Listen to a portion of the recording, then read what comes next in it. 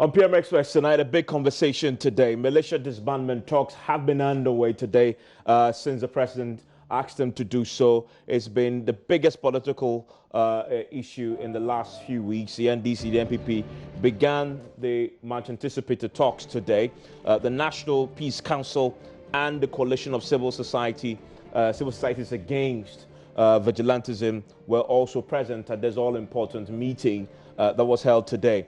We know that the directive was given by the president some 47 days ago. It's been almost 2 months since that happened, and for the two parties to meet to disband the vigilante groups within their ranks. We also know that this was after the Ayawaso West Wagon by-election violence that we also saw, which has become a key issue that triggered these negotiations and the president's own directive. After an open deliberation today, the two parties agreed that vigilantism in itself is inimical to Ghana's democracy and must be eradicated. We know that with respect to the immediate focus of the mediation, this is according to a communique that was issued after the meeting to the press, that the NDC is of the view that it should be the eradication of all forms of vigilantism in all its manifestations and ramifications. This is where there's a slight disagreement between the NDC position and that of the NPP position, because the NPP is of the view that the focus should be political party, and that's a focus for them, political party vigilantism in all its ramifications. So whereas the NDC is talking about, political vigilantes in all its ramifications, the NPP is talking about political party, and there's a distinction there. We'll explore why that is the only niggling issue today at that meeting and how that can be sorted out very quickly. Also, we know as part of the communique that was issued that disbanding vigilante groups operating within political parties or for political purposes was another thing that the parties agreed on. Both sides agreed. They didn't disagree on this one. Also prohibiting the ownership, hiring, and utilization of such groups by the political parties or members. They agreed to prohibit it. They agreed to prohibit ownership. And ownership is a key thing that we'll talk about as well, how the parties view it. Also, we've seen that the parties agreed today that they will be cooperating with state agencies as well as the stakeholders in the total eradication of such groups or incidents of vigilantism in the country. Another good agreement there that came out of today's meeting. Now, the parties are also committed, as out of this meeting, to exploring now other processes in relation to elimination of this particular problem. And so they're not just disbanding, ownership, eradicating, but any other means through which this can be dealt with, they're ready to hear it.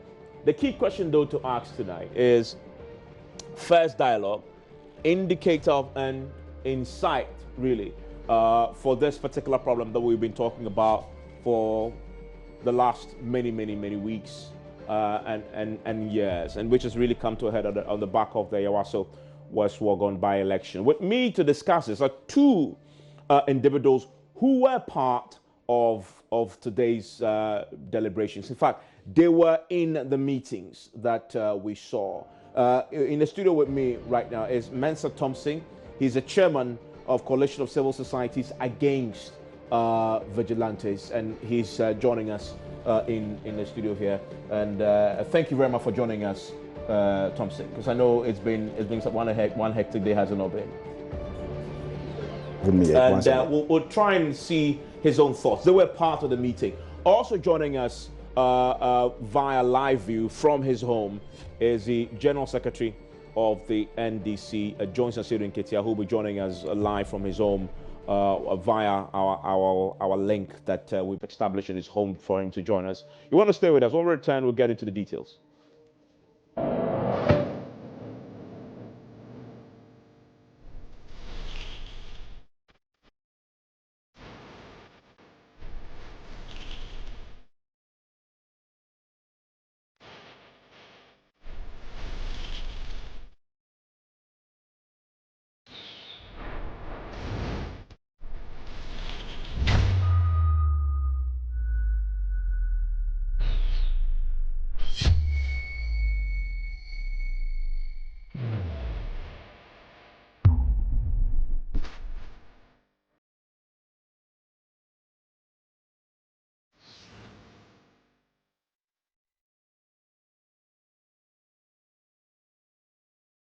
Thank you very much for staying with us here on PM Express. We'll shortly be joined by Asiedu Nketia from his home, who will be helping us explore the details as they themselves agreed at this particular meeting. But another person, another man who was there representing the Coalition of Civil Societies Against Vigilantism is Mensah Thompson. Mensah, thank you very much for your time here on PM Express.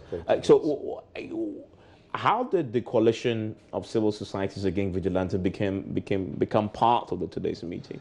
So let me say that officially, the Peace Council did not invite any civil society to be part of this mediation. What the Peace Council did was that today's meeting was particularly to set up the modalities for the actual mediation process. And so today is just the beginning of several meetings. What we did today was to monitor the events as civil societies based on the role we are going to be playing in tracking how political parties are going to be compliant to all the directives that is going to come out of this meeting. And so, yes, we played this role on unofficial basis, but the Peace Council has made us understand that in the subsequent mediation, civil societies will be well represented in those mediations at the table. And so today, what we did was to monitor the events, monitor the proceedings, and see how the modalities, how prepared the political parties are in disbanding this militia. Now, so I hear what you're saying, but I know that going into this, the question of whether to expand it to include civil society was even a thorny issue. The NDC was of the view that yes, expand it. The NPP says do not expand it. I mean, let's meet first. And so your role today was simply to monitor. And the Peace Council has assured. But do you get a sense that both parties agree to that? Yes, I think that both parties agree to this, the involvement of other key stakeholders. But let me say that we civil society organizations are not interested in being part of the mediation. We believe that the Peace Council is capable of mediating this particular process.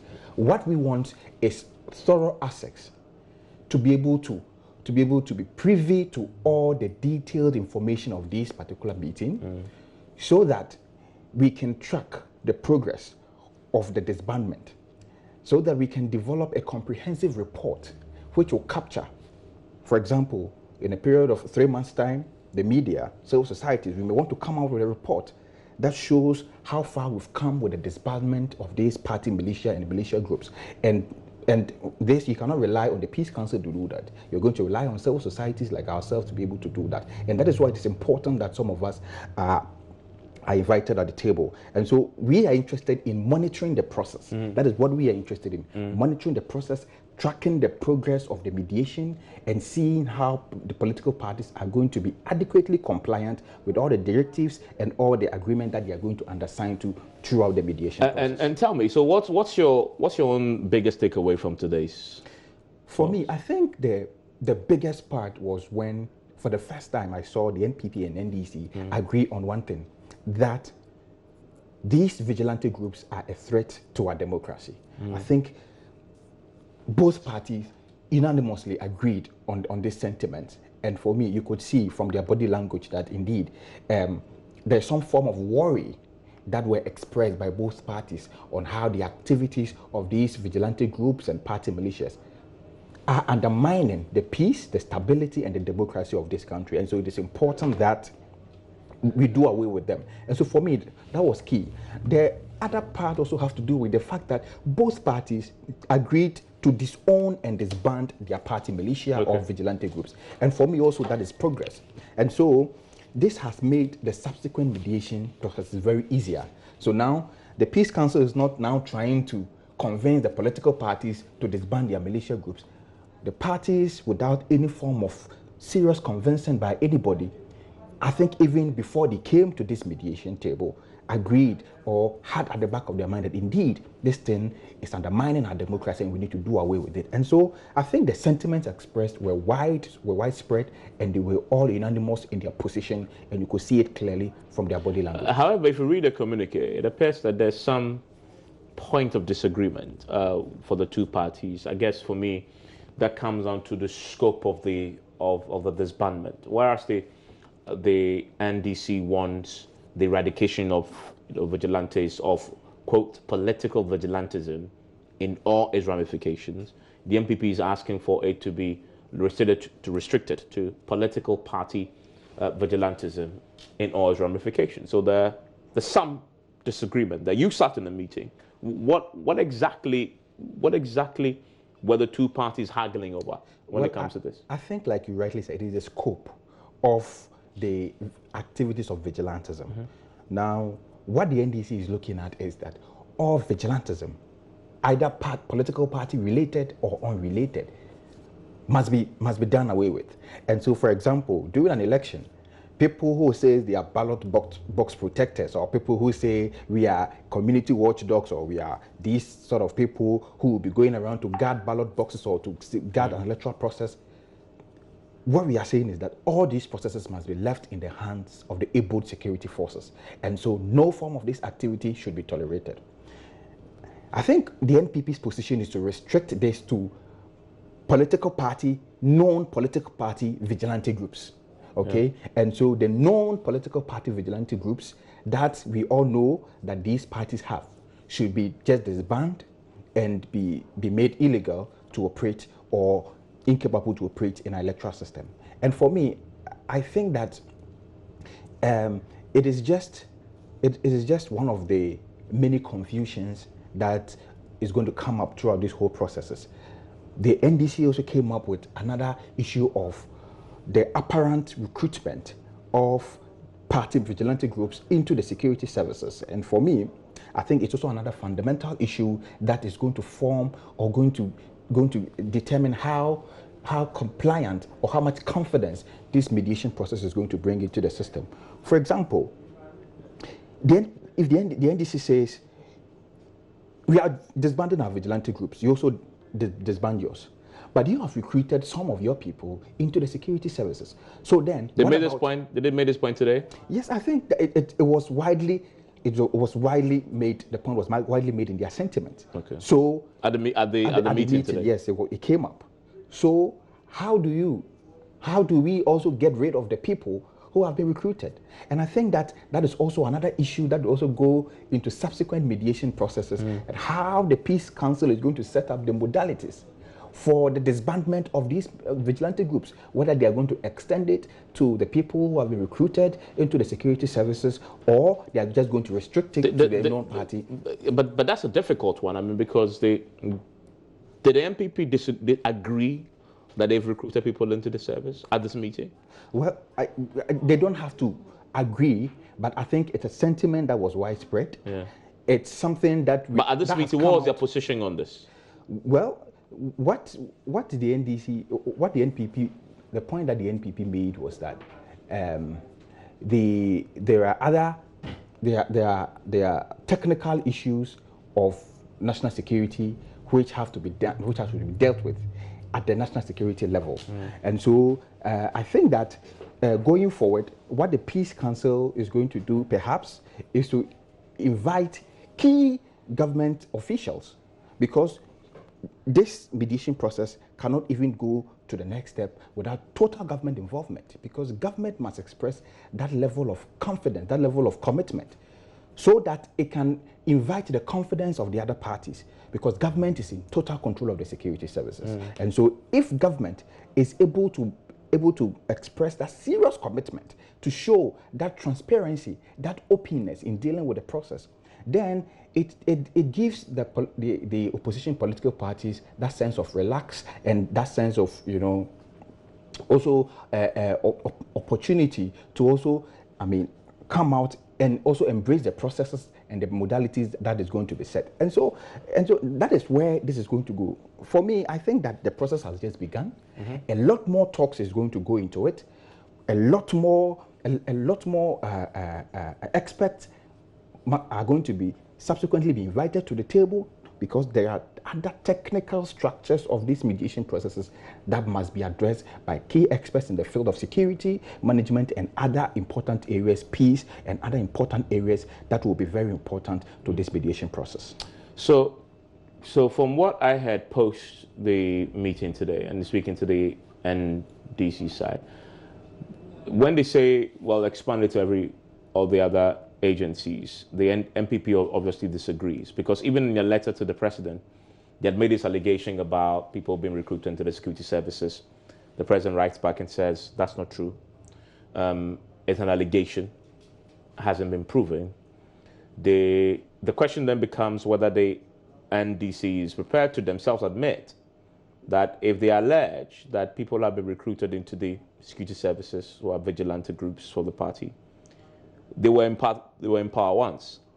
And in fairness, are they prepared to make a commitment or an admission that if we're accusing the NDC, MPP of doing this, we were also in power, we also did it, and so if the agreement is to disband, rid the security services of these elements, then we need to go back. We need to go back not only to 2017 when this government took over, but go back to our administration as well. If the group can even agree to go, because as we know, it's been part of our political life, our political history as a country.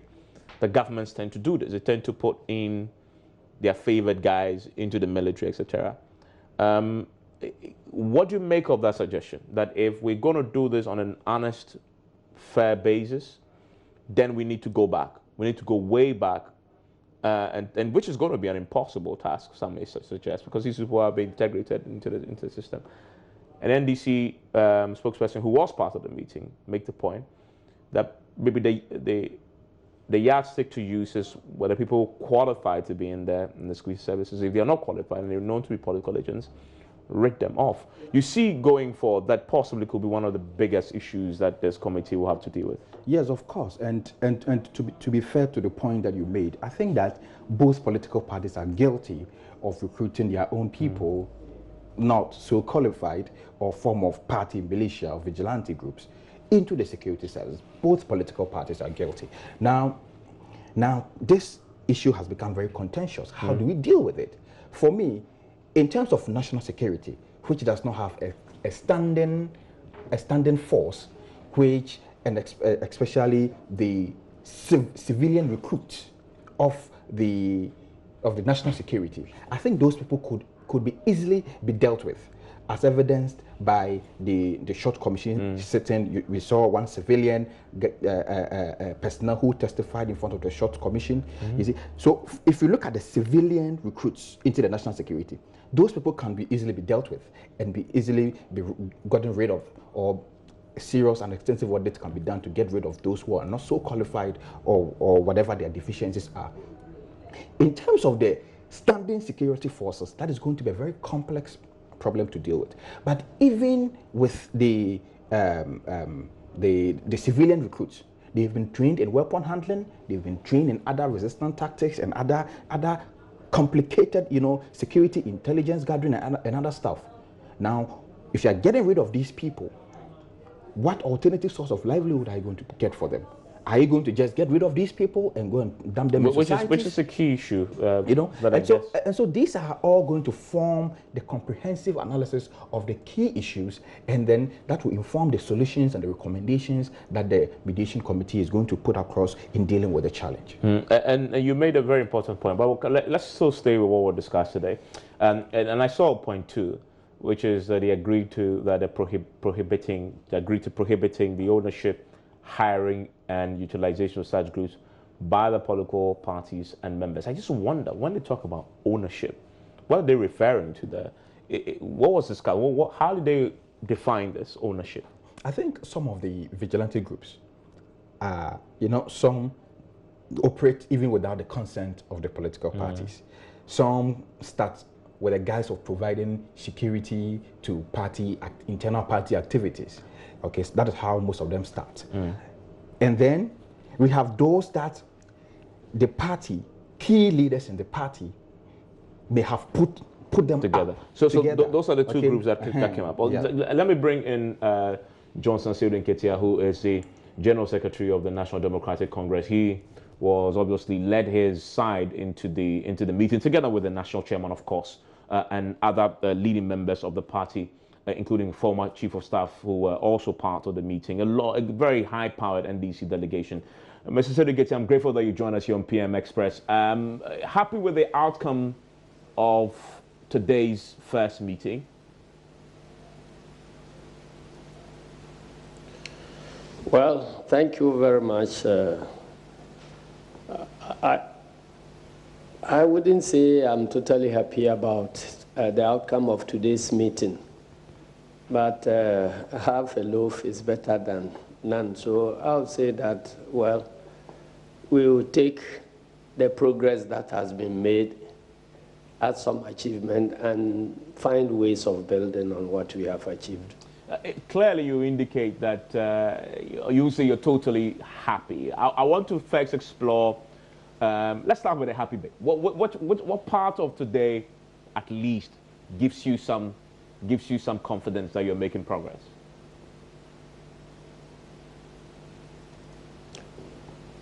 Well, first of all, I didn't say I'm totally happy. I said that I am not totally happy. Yes, in fact, that is what I said. Totally, yes. So we'll explore because we went into this meeting with the objective of deciding on the scope of the negotiations, the areas that the negotiations will cover, and then also the scope of participation by other stakeholders. By that I mean our ability to settle down on the number and particulars of the stakeholders who are going to participate in the national dialogue. In these two areas, I would say that even we could not agree on the scope totally, but we've made some progress about the scope of the dialogue. So that is what I would say is some progress that we have made.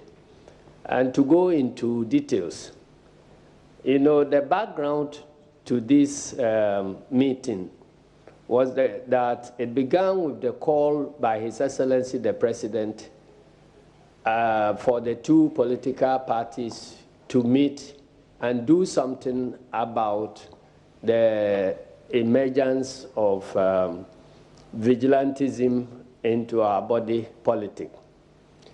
The President did indicate that, in his view, the two political parties should meet and decide to chart the way forward towards disbanding political vigilantism. We received the news favorably, particularly the courage with which he agreed that vigilantism has become a national problem. But we disagreed with His Excellency about his choice of methods of dealing with the vigilantism.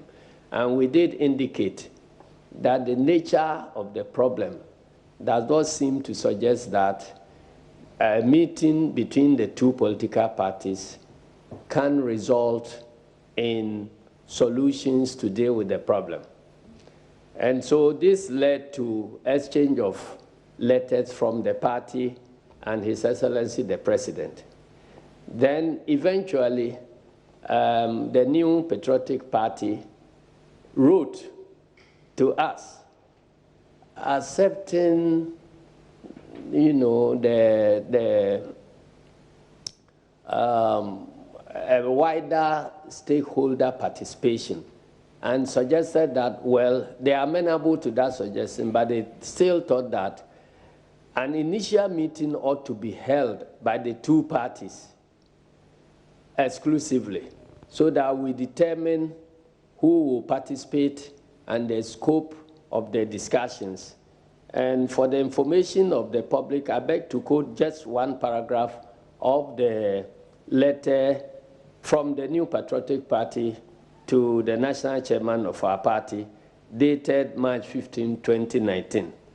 And I beg to quote, "We have also taken notice of your request to expand the scope of the engagement to include multiple stakeholders, and wish to assure you that the NPP avails itself for this consideration at the meeting, which will afford the two parties the opportunity to agree on the various stakeholders to be invited in the subsequent engagements. So we took this to mean that MPP had now shifted their position from this dual party engagement to consideration for multiple stakeholder engagement. So it was with this spirit that we approached the meeting. And we thought that this first meeting, we actually wrote back to them indicating that, well, if they have accepted a multiple stakeholder engagement as we have suggested, then we think that given the level of mistrust between the two parties, we should not mar the chance of getting a fruitful engagement by trying two parties meeting exclusively, because that in itself can generate some disagreement and that will mar the chance of having a multiple stakeholder off the ground. So we suggested that, well, let the National Peace Council come in to even mediate from the very first engagement between the two parties. And that meeting will now constitute the exploratory meeting where we will be doing the scoping to agree on the scope of discussions and then to agree on the selection of stakeholders that are necessary to participate in the national engagement. So we went into this meeting believing that we will be achieving two things. One, we will narrow down to the scope of discussions or scope of subjects that will be discussed by the national stakeholder meeting. And then number two, who will constitute the membership of the stakeholder engagement. Unfortunately, when we went, there was initial disagreement about the scope of the discussions. And listeners and viewers will recollect that NDC started on the premise that the use of violence to achieve ends in the system is so pervasive that it could not even be limited to political vigilantism. So we suggested that the wider national stakeholder engagement should deal with wider issues of the use of violence, like in the case of land guards and other things.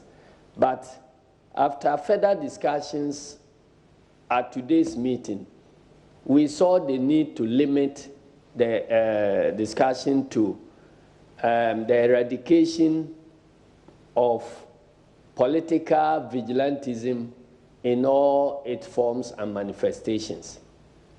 And we thought that this would have been a converging point.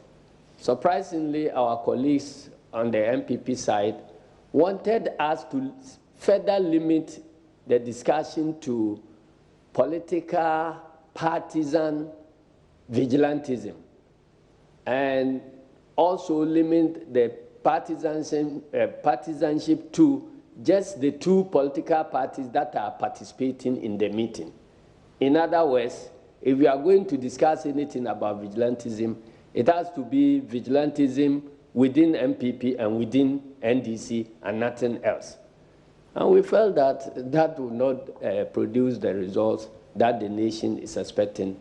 So, first of all, we are not the only political parties. So even if we are talking about party political vigilantism, there are several parties in the system.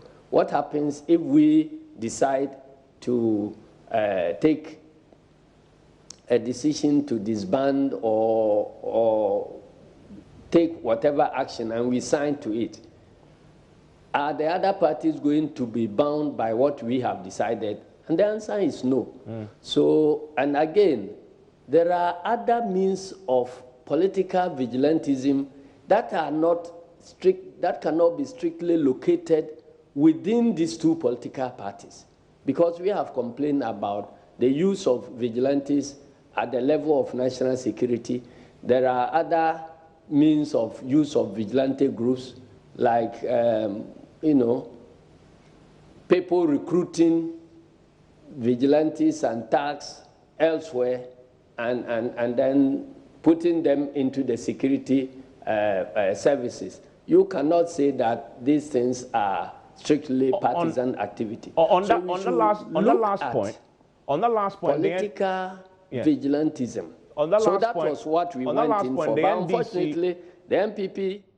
On the last point, forgive me, General. On the last point, the MPP disagrees that they have recruited people into the force. I remember correctly, in one of your letters to the president replied back and vehemently disagreed that, one, the commission has even had evidence to suggest that people have been recruited into the security services, and two, it's not true that they have recruited people into the security service. So that's a fundamental point where they disagree with you, and they actually ask for evidence. Precisely, that is the point. That is the point, because we are alleging, and you are denying. So do we just drop it at that stage? Why wouldn't you let the national stakeholder thing take place and call us for our evidence? The evidence you have? So the fact that we have alleged something and they have disagreed with it means that that thing should not be discussed at all. How would you know whether they are telling the truth or we are telling the truth? So that's the NDC have the evidence. The best way of either accepting or disputing is for the matter to be tabled, and those who are alleging, who have the responsibility to prove, will be called to bring their evidence. And does the NDC have the evidence? So why should that subject be dropped from a national stakeholder engagement altogether? I'm just asking if, so does the NDC have the evidence? Well, we are making the allegation and we have the grounds. Okay. So call us and say that, well, as for MPP, our hands are clean. Whatever you are saying is not true. So if you think what you are saying is true, bring the evidence. The name of the game is evidence. Then you will expose us if we are lying. I wonder though, so... But you don't just say that because MPP has disputed the claim that we have made, then that subject should not be brought for discussion. So how does the nation get to know whether what we are saying is true or what they are saying is true? Because of the disagreement, the very reason why we must go into the issues is that we are disagreeing. Has this issue been taken off the table completely going into the subsequent meetings, or is still there for possible consideration going forward? Well, we haven't gone in. They are saying that we should limit ourselves just exclusively to what happens within the two political parties. And we are saying that that cannot find a solution to the issue of vigilantism in the country. So let's talk about vigilantism in all its forms and manifestations. If it turns out that no vigilantism, political party vigilantism, no political vigilantism exists outside the political parties, there will be nothing for us to discuss. But if indeed vigilantism exists outside the political parties, then there will be something for us to discuss and we will find solution to it. So going to further meetings going forward, and I know that the Peace Council in their statement to us, the communique, have indicated that both parties have agreed to further meetings. If in these meetings, I know from the communique that it didn't indicate at all whether this point you've made was settled at today's initial meeting. But do you get a sense that going forward, it's something that can be tabled for more thorough discussion and some consensus built around it? I believe strongly that civil society and faith-based organizations and critical opinion leaders have come to the conclusion that a multiple stakeholder engagement is the way to go. So they are not going to sit down to allow MPP to trivialize this dialogue, you know. And I was surprised that people within MPP were calling for a very short meeting today, after which a communique will be issued and then the problem will be solved. That was the attitude of some of them when they began the meeting. And we said that this is a major national issue, because if people have been recruited, trained, and armed, you need to find out how to disarm them, how to demobilize them, how to reintegrate them into society. So you are dealing with a process and not an event. And again, having written to us about their preparedness to accept a multiple stakeholder engagement, they now turn back to tell us that it is just NDC MPP and no other stakeholder will be invited into the talks. So what is the purpose of the letter you wrote to us, that the first meeting is intended to decide on the scope and then to decide on which stakeholders to invite? I thought that was the spirit with which we approached this meeting. And now you go and you backtrack on everything that you have committed on paper. The Peace Council, obviously, and the Peace Council suggestion was your suggestion, which eventually became something that both sides agreed. So from what you suggest, does it, because I didn't see in the one thing that was missing in the communique is the fixing of a date for a further meeting. Do I get the sense that from the MPP's position, this should have ended today and we move on with our lives? And is there a next meeting scheduled already? Yes. The next meeting is scheduled for, I think, 29th of April. What do you say to the NPP folks? We wanted it next week, but the others disagreed, because we think that this issue is becoming worse by the day. So the earlier we sorted it out, the better it will be for all of us and for the nation. But it's like we don't see that sense of urgency on the part of MPP, and they keep moving one step forward and two steps backward, because we started the disagreement about the nature of engagement, while they were talking about a two-party engagement. We said that it should be multiple stakeholder. Then civil society came on board, and then they shifted to accept a multiple stakeholder. And as we were about to make progress, they are now shifting back to a two-party event. And so we are back to square one, honestly. I see. But the NDC is still committed to the process, regardless of the initial challenges you've seen. We are committed to a process that we believe will offer solutions. We are not committed to a process that will end up in a charade. Do you think this process that you just began is a charade, or is one that will end up in real concrete solutions? Yes, we are interested in getting a process that will end up in real concrete solutions. That's why we are suggesting that the Peace Council will be a convener and a facilitator, the overall facilitator. But we know that facilitating a dialogue requires special expertise. So we don't expect the Peace Council to be a sole facilitator. We expect the Peace Council to play the lead role by identifying and recruiting people who have the expertise of facilitating such meetings. Then number two,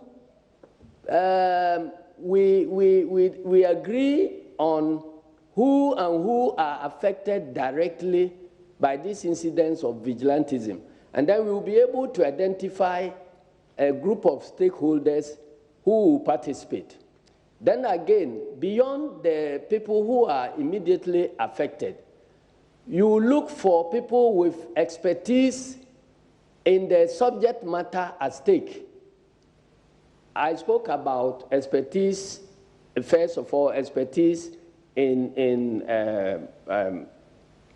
mediation or expertise in facilitating a meeting. That is a kind of expertise. Another expertise is the expertise that has to do with the subject matter at stake. And it is in this direction that we are looking at Kofi Annan International Peacekeeping Training Center and NGOs that are engaged in vigilantism and all this. And there are a lot of them that have done some work and have accumulated a certain critical knowledge about vigilantism, its causes, its possible solutions, and so on. So that is also a critical group of people who need to participate in the stakeholder engagement. And then we would have another group of stakeholders whose work borders on implementation of whatever decisions that will emanate from the stakeholder engagement. And that is where we are talking about Ghana Police, because indeed, vigilantism is thriving because of the shortcomings of the Ghana Police Service and the security agencies. So why they are not able to perform their functions to prevent or uproot vigilantism must be a subject of interest to the nation. So we will look at, so when you have all these groups coming together in a national dialogue, then they are likely to generate solutions that will deal with the problem effectively. But you don't just go and say NDC, MPP, go and meet and solve a problem. How are they going to solve it? Talking about solutions. The national security should play a role in this. Yeah. Talking about solutions, the president has said that, in fact, this very Thursday, he's going to bring a bill to Parliament to deal with this vigilante matter. However, this is also at a time when you've just begun your meetings. How do you think that impacts on the work that you've just begun today? You see, part of the approach could be the evaluation of the laws that are available in that subject area, and to be able to determine whether it is the inadequacy of legislation that is causing the problem, or the inability or lack of political will to implement the legislation. If it is the case of inability of or the lack of political will to implement the laws, then of course additional laws will mean nothing.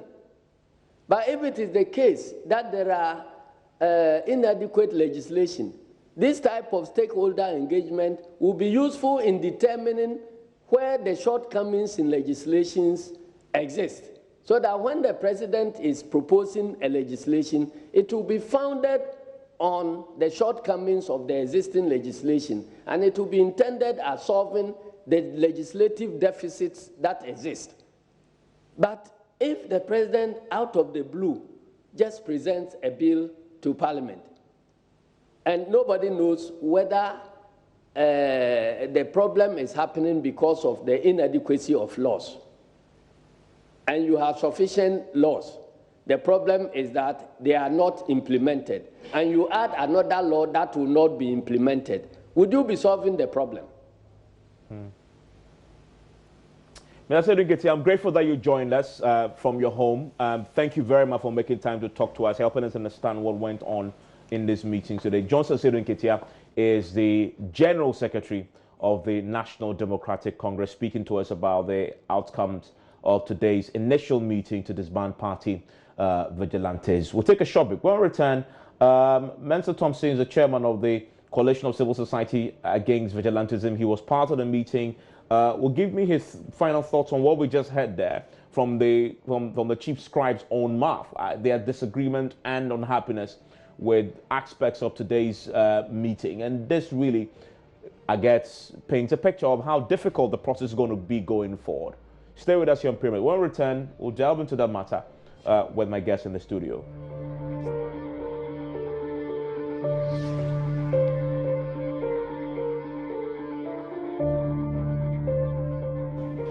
Live on PM Express, we just heard from Asiedu Nketia, my guest in the studio, Mr. Thompson. Mr. Thompson, so tell me, you just listened to the chairman of the NDC.